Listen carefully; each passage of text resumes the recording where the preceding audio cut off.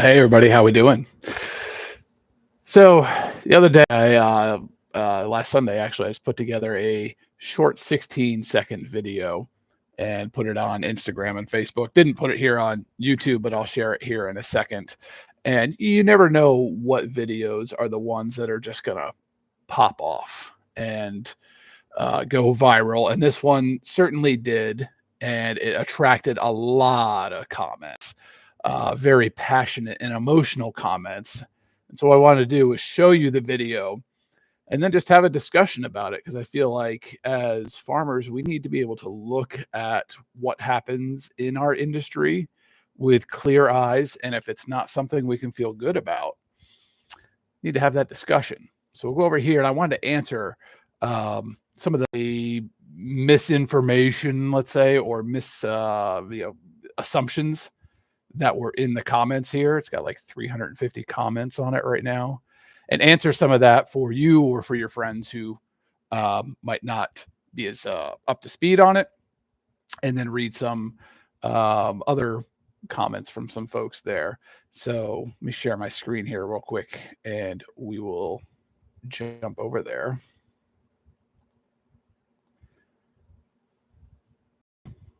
So this is the video showing gestation crates in a confinement facility. That's what it looks like. And then drawing a contrast to some sows on our farm waiting to be fed. And the reason I use this video is because it shows a direct comparison of these two systems. That on the one hand, you have gestating sows that are in gestation crates waiting to be fed. And on the other hand, you have gestating sows on our farm that are in their paddock waiting to be fed. And I got to know people trying to argue with me in the comments. There's no way those pigs are waiting to be fed. Open invitation for anybody who would like to come out and ride around doing chores and see what the sows are like. Do they get amped up a little time sometimes for food? Absolutely. But those ones were sitting right there waiting for me to feed them. You can even see their feeders in the background. So I wanted to go over some of these comments that were on here, though, and reply to them. Because there's so many misconceptions of what it means to be a farmer, to be a hog producer, lies that are out there, and notions that farmers have subscribed to that benefit no one. But yet we perpetuate this mindset that somehow we have arrived in. And the very first one here from Carl. So you believe your little piddly herd is capable of feeding America? No. And that's not my goal. Carl has no idea how many sows we have on our farm, that there have been times that we've had upwards of 300 sows producing thousands of piglets per year. And in fact, we were the largest pasture-based farrowing operation on the East Coast that I know of. We're not that big now. We have it at a more manageable level of like 70 or 80. It works well for us right now. But there's this mindset in the farming community that it is our moral obligation to feed the world, even to the point where you don't make any money. I don't know if Carl here is a commodity commercial hog farmer or not, but look at the history of hog producers for the last 40 years. 4 years out of 5, they are losing money. Is that a business model that is good for a farmer to have? And who are we kidding to say that we need to feed the world or even America? Somehow, amazingly, throughout the entire history of America, enough pigs were produced in systems other than a confinement barn to feed all the Americans who are here. In fact, there are pretty similar numbers to the amount of pigs in the United States today that there were during the 1970s when confinement barns were almost unheard of, becoming a thing, but certainly not mainstream. 99% of sows are now kept in a confinement barn, whether it is in a gestating crates or farrowing crates. And now what everyone is really getting worked up is the implementation of California Prop 12, which is essentially outlawing gestation crates. More comments get going on that. So to answer Carl's question here, I'm not trying to feed America, but can pastured pigs, this production model, feed all Americans? Absolutely. This is simple math. It absolutely can be done. I love the next one here. So you're bashing the ag industry to promote your own ag product. You are the problem. I'm not bashing anything. When a contrast is drawn that you find so personally offensive, the first thing that needs to be examined is ourselves. If something like that invokes that level of negative emotion, maybe there's something wrong with that production model.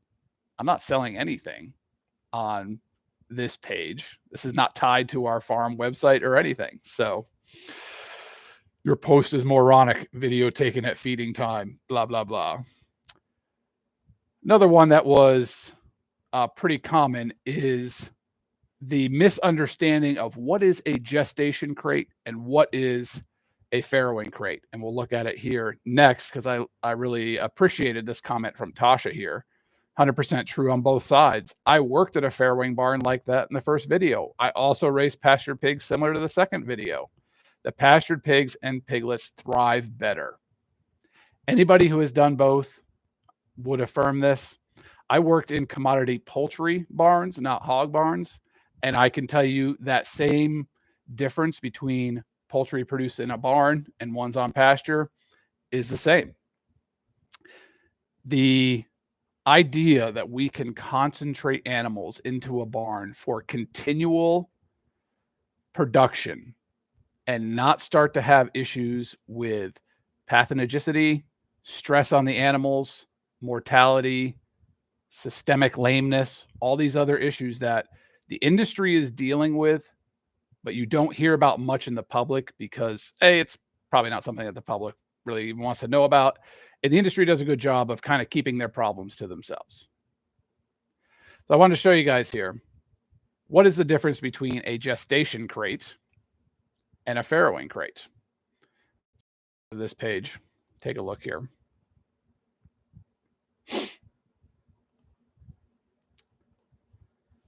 These are gestation crates. All right. So this is a crate that the animal will stay in while it is pregnant.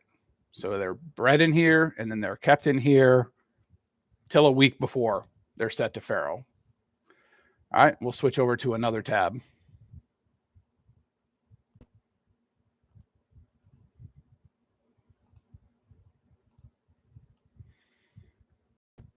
This is a farrowing crate. So you can Google these pictures if you want, but know the difference if you're going to hop in the comments and try to yap about farrowing crates and gestation crates and don't know what you're talking about. Know the difference between the two. So this is what a farrowing crate would be like. The sow is kept stationary in that same, roughly sized containment as the gestation crate, but there is an area for the piglets. The reason the industry uses this is nature has a way with babies. If nature gives a species one baby, it's a very attentive mother who's very careful with her child because there's only one. The other kind is a not so attentive mother, and nature has equipped her to birth a lot of babies, hoping that a few of them make it. Both ways have their evolutionary advantages. And the reason that farrowing crates are used for sows is they have a tendency to just flop down and crush some of their piglets. Even with the use of farrowing crates in the industry, it still runs a 20% mortality from various causes, including crushing.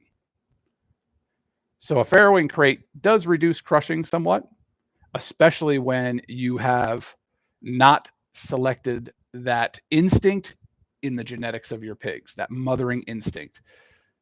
And again, I see this in sows that are not put in farrowing crates, that you have extremely careful mothers, and then you have ones that are not careful at all. And our job as stockmen is to promote good mothering instincts. So this is done. An external heat source is used to keep the piglets away from the sow, and she's basically just the birthing unit and the milk bar. And this is a lot of piggies here. That's pretty typical of a confinement setup. Tab here. It's from my friend Greg Gunthorpe. Had a couple points in here that I wanted to highlight. He shared this over in the Politics from the Pasture page. So very knowledgeable about the hog industry. He's a fourth generation hog man. Switched from confinement to pastured based 30 years ago. Interesting statistics that he's gotten here. The idea in the comments that we didn't feed the country is disrespectful to a lot of family hog farmers. There were as many sows in the U.S. in 1979 as 2012, just 90% less producers. You can look at the charts, how the number of hog farms have gone from, the hundreds of thousands, maybe millions in the farm, down to a few tens of thousands. And they are huge huge operations that are owned by families, most of them, but they are producing a commodity contract. So they are not selling the pigs to the public. They don't even own the pigs. They are taking them from somebody that brings them, they are raising them, and then they are going to a slaughterhouse for a contract for a global meat company, okay? 70% of the hogs in the US are now owned by 37 entities. Most farmers don't even own the pigs on their farm. They own the manure, the mortalities, and the mortgage on the barn. And I like what he says here, we need transparency. We need to show what's going on the farms. And if that's something that upsets you, good. We need to have a discussion about that. One other thing that kind of came up in the comments here, let me see, it's here, but was on Prop 12. If you're not familiar with it, Prop 12 was a proposition in California that passed several years ago that basically said pork products being sold in California need to come from farms that do not use gestation crates. And they need to be in something else where there's at least 24 square feet, I believe was the number, 24, 26 square feet per sow. Now, these sows that we have in our paddock here, they have 1,000 to 2,000 square feet per sow. So this is a very minimal standard of, hey, we want 24 square feet of space per sow, enough that they can turn around, they can scratch their butt. The whining and the outrage that came from the hog industry on this, that, oh, we won't be able to supply pork to California. Oh, this is going to cause so much. Oh, we need billions of taxpayer money to retrofit these barns, et cetera, is the cause of a lot of the angst coming from these folks, as they are now having to roll back this confinement production model to something slightly more humane and slightly more ethical. And so there's a lot of debate about that. In fact, there is now a counter act called the EATS Act, which keeps popping up in Congress, and they try to attach it to different omnibus bills or farm bills that basically would roll all that back and say a state can't establish any kind of humane standard that would limit, or exclude producers from another state. And that's a video for another day. But I wanted to show this here and kind of reply to some of this stuff, that it's not the job of my farm to feed America. It's not the job of your farm to feed America. It's my job to care for my family and to steward my farm in a way that I leave it better for the next generation. The notion that there is not enough food in America to feed America, or to export food to other countries, is just a fear tactic that's used by those who would like you to ignore what they are doing. They're saying, don't look at what we're doing. We have a noble cause of feeding the world. That's complete bull. So I hope you guys enjoyed this video. Leave a comment. Love to keep this conversation going. But that's a follow-up on a viral video from last weekend. Y'all take care.